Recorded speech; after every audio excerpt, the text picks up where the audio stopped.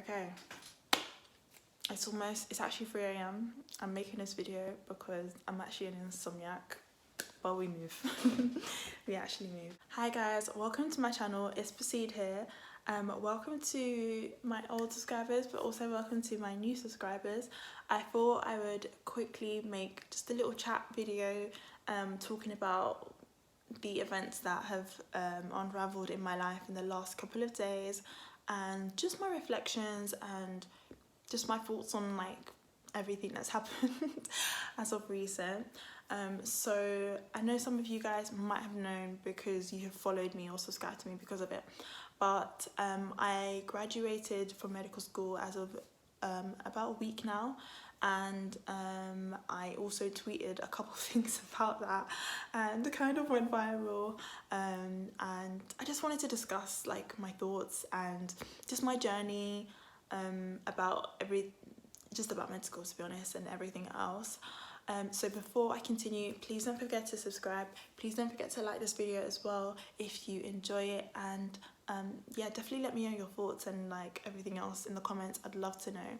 So let me just give you guys a quick lowdown. Basically, a couple days ago I tweeted about graduating from med school, but I also tweeted just a bit about my personal journey into university, but then just personal adversities that I've overcome in my childhood and in my teenage years as well. I know I got quite a lot of messages from people who told me, you know, I read your tweets and man, those tweets resonate with me so much. I read your tweets and I literally face the same thing. It's really nice to see that, you know, I'm not alone, and it's nice to see that you've kind of made it. So when I found out that I graduated from med school, first of all, I'll make a whole video into that because that's another story time in itself.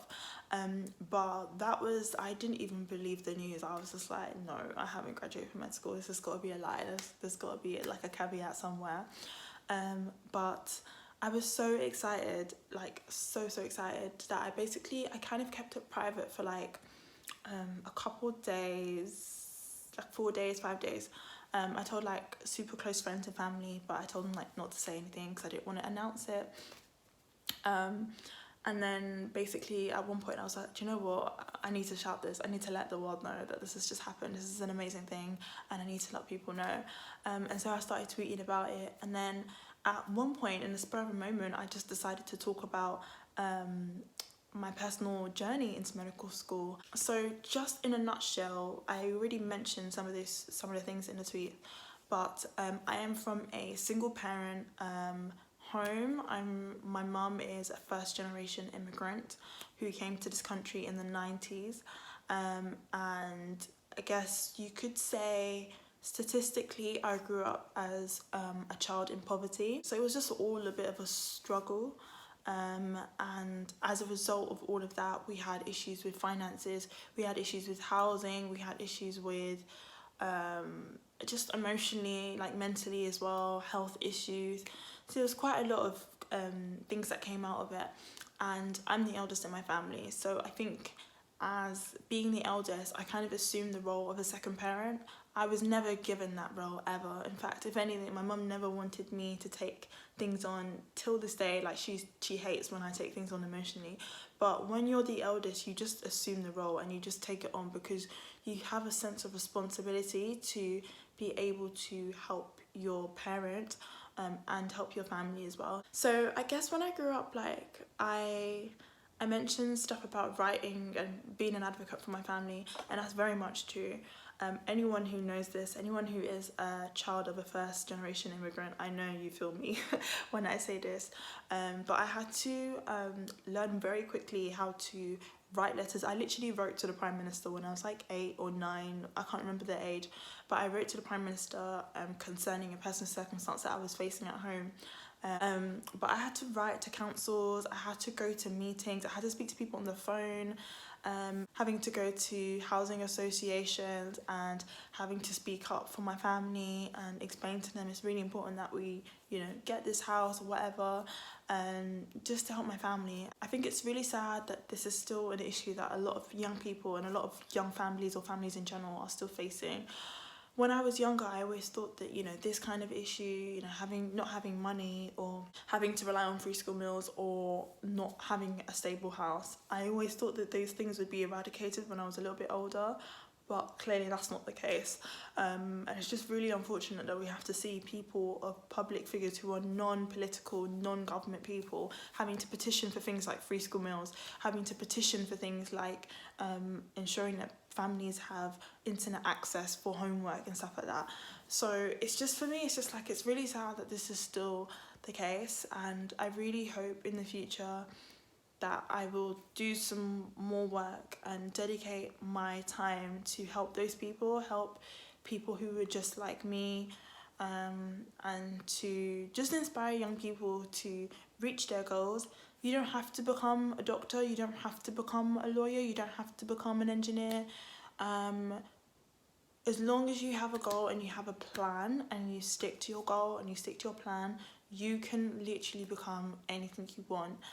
But yeah, I had to do all that kind of stuff, and I remember growing up thinking, like, even becoming a doctor was not actually something I wanted to do initially. Initially, I wanted to work in IT. I wanted to do something with computers, software, like engineering, anything. Then I think my mind changed and I wanted to work for Transport for London for some reason. I wanted to work on trains. Specifically, I wanted to be a train driver because I thought Transport for London and tubes were fascinating. Like, till this day I find them fascinating.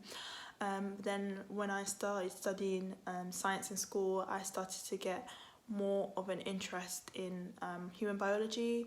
I read some books of some inspirational people as well, and I also had some personal experiences in hospital, and had exposure to doctors and nurses. So I think from then I kind of just moulded my goal to become a doctor. But I have to say to you, like, when I was a child, I never thought someone like me would become a doctor, like, not in a million years. I thought doctors were people who were either really, really rich or had parents who were doctors, or people who were on TV. At the time, I thought people who were on TV were like really rich, so I thought anyone who's on TV can become a doctor. So now that I'm thinking about, you know, everything that's just happened and trying to process it, I think deep down I still feel like nothing's really just like processed for me. I still don't feel like I'm actually a doctor. Like, it doesn't feel real to me. I feel like I'm having a bit of a relapse of imposter syndrome. I still feel like I'm a bit of a fraud. I don't know why, but it's definitely something that's gonna take a bit of time for me to process. So yeah, but it just feels really, really surreal. I mean, when I found out my results in itself, like, that is a story time I'll probably do at some point. But it was just like a weight off my shoulders. For the last 6+7 years, I've been working so hard for this point. So it was just like a relief and just a weight off my shoulders, and the excitement that I can now go forward and do what I want to do. I think if I was to give advice to anyone right now who either messaged me or whoever resonates with my story or my personal circumstances, personal experiences, I would just say, honestly, just surround yourself with people who will pray for you, who will cry with you, who will laugh with you, who will always check up on you.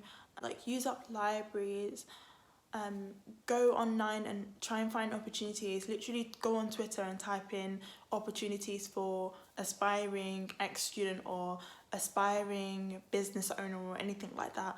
Open a LinkedIn account, find some mentors on LinkedIn, message people who are in a field that you're interested in, and just honestly just keep your eyes on the ball. Like, that's the one thing that I think for me I had to do, because I can literally remember, oh my goodness, I remember one time my family literally got evicted from our house and we were made homeless, and I literally had my stats exam, my A-level exam, the next day for maths. And I remember moving in, I was so tired, like, I didn't really sleep much. I was very stressed because I had an exam, but then I was also having to pack up our stuff and move. And basically, when it came to the stats exam, so it was a statistics exam, and basically my teacher was so, like, he was so pumped for me to do the exam because he really felt like I could score very highly on it, just based on marks and like how I've been performing in class. He was really rooting for me, so he was like, I know you're gonna smash it or whatever. But obviously that happened and I didn't expect that. And I remember coming on to the day of the exam and opening the first question, and I thought, okay, I can do this. I did it. And then I just, because I think I was just so overwhelmed with emotions at the time, I hadn't really slept, I hadn't really eaten properly, and I was just really stressed. I remember opening like the second question, and it was like a mild difficulty type of question.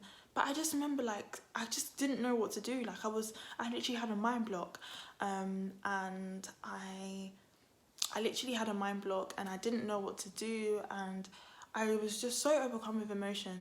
And I literally couldn't do the question because I was just like, I don't know what this is. I can't read. Like, my mind is just fuzzy right now. So I remember telling the invigilator at the time, saying, can I please like leave the exam hall because I feel really shaky. I feel like I'm going to have a panic attack. Knowing that obviously this exam is important in ensuring that I get the correct grade for going into medical school. And he was like to me, I can't let you leave, like you have to stay in the exam hall. So I'm not even kidding you, like I swear to you, I probably did one other question in 4 or 2 other questions in 4, but I didn't even do that paper correctly. I left out so many questions because I just couldn't do it. I sat there and I was like, I can't do this because this is actually like difficult for me because I can't think, I'm stressed, I'm tired, and yeah. So when I got my results back, I ended up getting a C in AS Maths because of that exam. I ended up getting an E in that exam because I literally did not do like 75% of the questions, and I ended up getting an E, so that dragged my whole grade down to a C. And I remember my stats teacher being like quite disappointed in me. He didn't know the personal circumstances at the time, but he was really disappointed, and was like, you know, what happened? Like, you were supposed to get like an A, you were supposed to get like this percentage, so what happened? And I remember just being like disappointed in myself and ashamed, and I just kind of told him like, you know, I had some stuff going on, I'm really sorry, and I felt really, really bad. And then because I had the C in AS Maths, they would have predicted me a B for maths for my whole A-level maths. So I was like to my teacher, like the head of department, I was like, you can't predict me a B, I need an A for med school, like I have to get an A. And he was like, I can't give you an A. And I was like, but why? And he's like, you literally got a C, how can I predict you an A when you got a C? Like, that's 2 jumps for an A grade. And I was like, no, please, sir, you have to give this to me. You don't understand, like, I need an A, like, I'm not getting into med school. And he was like, I'm really sorry, I can't. You know, I can't justify. I remember saying to him, Mr. Ali, please, I promise, like, I will literally go to your class every single day. I will sit in your office after school every single day. I will do every single homework and more. You can send me more questions. I'll do every single past paper twice. And I kid you not, that's what I did. He was like to me, I'll predict you an A grade. So I was like, cool. So then I knew I had to fulfill those promises that I said to him. So me and my friend Tanya, I don't know if she is watching this, but she was also doing maths at the time. We literally every single day, I kid you not, like I was in that office after school till 6 every single day, doing all the homeworks, doing all the past papers, doing more questions, and being just sat with the head of the department at the time, my maths teacher. He was ready to answer any questions that we had. Every single day after school, I was either in the maths office or I was in the library till 6 every single day, doing questions, doing past papers, and working literally my ass off to get that A grade because I needed it that bad. And I think that's just an example of showing the kind of determination and the resilience you need even when you do fail or when things don't go your way. And amazingly enough, I ended up getting an A grade. I ended up getting the highest grade, the highest mark in the whole of my school from A-level maths. So you can imagine I went from a C to an A, and a very good, strong A as well. So that's just an example of like, when you want something, you get it. Do you know what I mean? Like, you will do anything for it. I knew for me at that point, if I did not get that A predicted, there was no way I could apply for med school. So I was just very, very I guess, determine. But thank you so much, guys, for getting to this point in this video. If you're still watching at this point, you are a real G, and I appreciate you. Thank you so much for all the wonderful messages. I cannot even begin to explain all the sweet messages that I have received. They have just been so nice and so heartwarming to read. I'm really thankful, and I honestly think this has probably been the best like grad present ever. I thought graduating virtually and graduating during 2020 would be like the worst thing ever, but just seeing all these people saying that my story inspires them was just like, but I'm really glad it's inspired you. And please, if you are ever in a situation where you feel like you can't get anywhere because of your background, because of your gender, your race, whatever, like, just think of me and think of the adversities that I had to overcome to get to the point where I am. But once again, if you do like this video, please do subscribe to my channel. Please give this video a thumbs up as well, and comment your thoughts and just any questions or any other suggestions of any other videos you'd like to see from me. But in the meantime, bye guys, see ya.